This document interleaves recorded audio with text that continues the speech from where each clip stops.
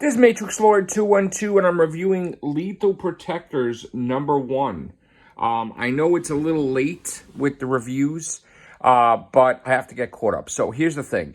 Before I read this, I had a mind made up that, like, this is one of the titles that was going to be not needed crap. And boy, was I wrong. And yes, sometimes I'm wrong, and I definitely was wrong with my assumption of this book.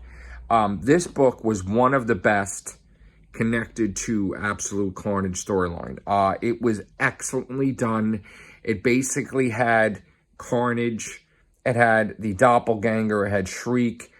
It had the Man-Wolf Carnageized. It had all, like most of the main players from Maximum Carnage in it. And this is a spoiler review. So the Man-Wolf, he was close with Misty Knight, but now he's possessed, which is John Jameson, and he asked for Misty's arm because Carnage wants it. And, she hands it over to him, and she says, I feel bad for you because when you snap out of it, you're going to be filled with regret and going to be messed up.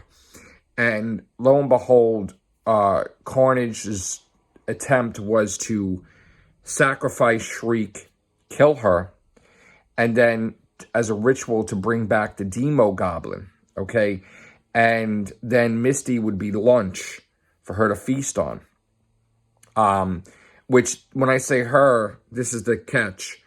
Demogoblin and Shriek wound up merging into Demogoblin. So this is an interesting thing where Shriek and Demogoblin are now a female and they are now Demogoblin, okay? They're one person. Sort of like, the symbiotes with like Cletus Cassidy or Eddie Brock with the symbiote Venom, so they're one person now. So that is interesting. Now, what they didn't know was that Misty's benefactors had set up something with her arm because they were planning about this Carnage incident to basically shoot out a sonic beam, a sonic sound to mess up the symbiotes.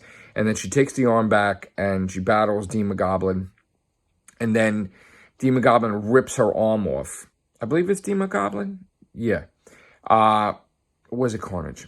Well, anyway, Demogoblin rips her arm off and she goes into the sewers.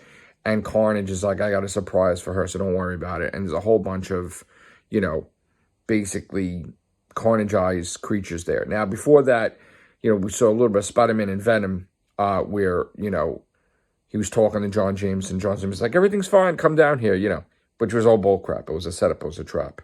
So again, this was one of the best issues. I just want to look and see who was the one that destroyed her arm. Yeah, it was Demogoblin. Okay, so again, great issue. And this is a must-get, actually. This is really good. So I've been wrong here. They've got me. The books that I thought weren't going to be good were excellent. Especially the Deadpool one. So it's nice to be wrong. All right, guys. Take care. Bye for now.